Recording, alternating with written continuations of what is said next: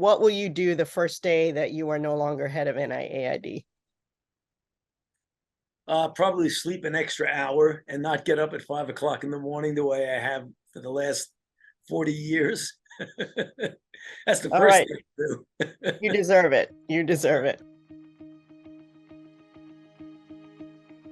Dr. Anthony Fauci announced in August that he is stepping down from his role in the federal government.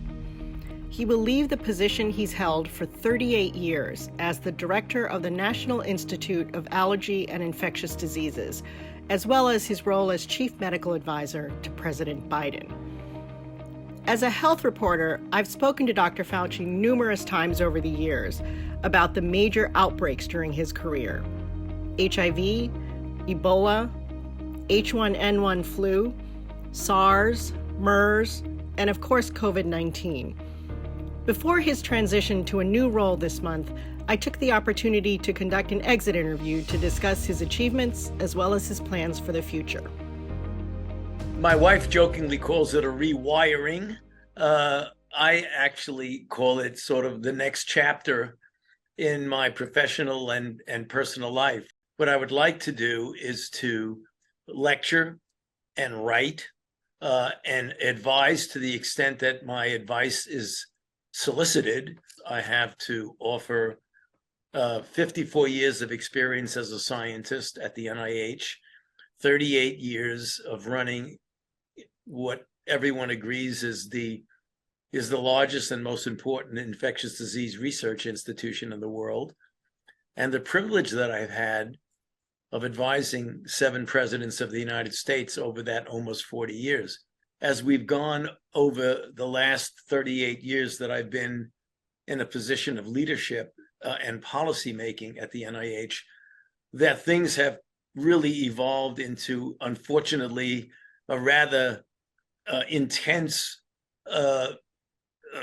what I would call hostility and divisiveness in our society, where political ideation has really been very, I think, disruptive to the kind of cooperation and collaboration that you need. Our choice, our kids, our choice, our kids. It becomes particularly distressing in the arena of public health, because if there's one area where you would really like to have everyone pulling together, it would be as we confront a historic pandemic such as COVID. But that's not what we're seeing. We're seeing fundamental public health principles being interpreted one way or the other, depending upon what your political ideology is. I mean, how can you possibly have a situation where we know as a matter of fact that vaccines are safe and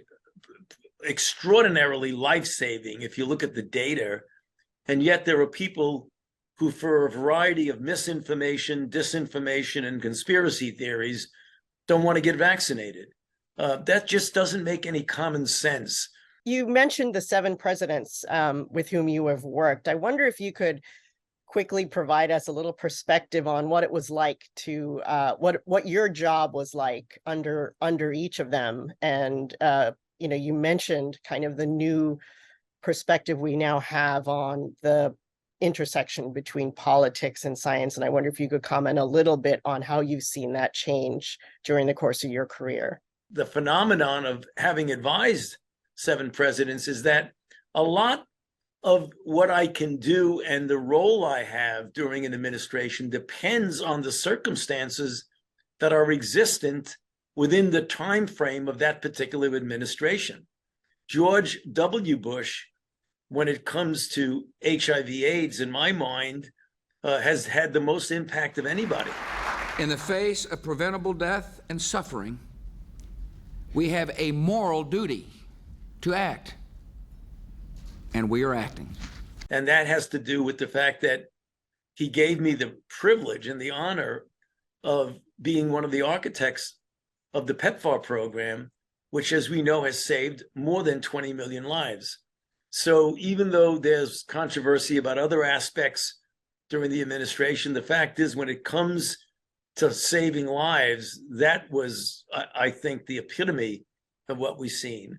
the Trump administration, that's very recent and is very clear that there were difficulties there because I had to be put in a position of having to contradict, the president for things that he had said and the impression that he was giving that the virus was going to disappear like magic, like hydroxychloroquine was the new cure for COVID. I'm not totally sure what the president was referring to, but I believe he was referring to a report that used both hydroxychloroquine and azithromycin together to have some possibility of being in effect. Many of the things that you hear out there are what I had called anecdotal reports. They may be true, but they're anecdotal. So the only thing that I was saying is that if you really want to definitively know if something works, that you've got to do the kind of trial that you get the good information. I just felt I owed my responsibility to the American public to just stand up for what was data and evidence and facts and science. That put me in a very uncomfortable position of having a lot of opposition to me, which has now continued on to this day.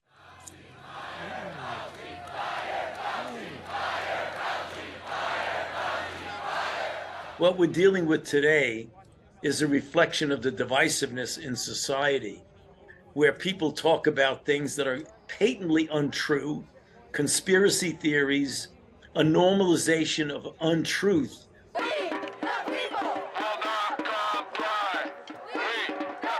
Which is very dangerous, because when society shrugs their shoulders and accepts the fact that people can just say things that are patently false and get away with it. You've advocated that your infallible opinion be dictated by law. Right.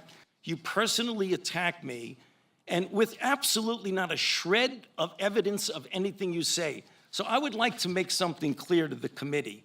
He's doing this for political reasons. What you need to do is, he said in front of this committee. You think your takedown of three prominent epidemiologists was not political? You don't want me That to was my finish, because question. you know what I'm going to say. What happens when he gets out and accuses me of things that are completely untrue is that all of a sudden that kindles the crazies out there, and I have threats upon my life, harassment of my family and my children with obscene phone calls because people are lying about me. Now, I guess you could say, well, that's the way it goes. I can take the hit. Well, it makes a difference. Not only is that dangerous for public health, Alice, I think that's dangerous for our own democracy, to be honest with you. What advice would you have for your successor? I mean, you've had a very storied career and really have become adept at finding that balance, as we discussed, between standing up for the rigors of science and communicating it to the public and navigating, the current and inevitable, it will always be there, political pressures. What advice would you have for your successor? Really, to stick with the science, number one, always go with the data, with the evidence. And although you may be involved in policy, stay out of politics. Do not at all show any ideology one way or the other. Just be a pure scientist. That's what you need in the job. Otherwise, you'll get caught up into the divisiveness that we were speaking about just a little bit ago.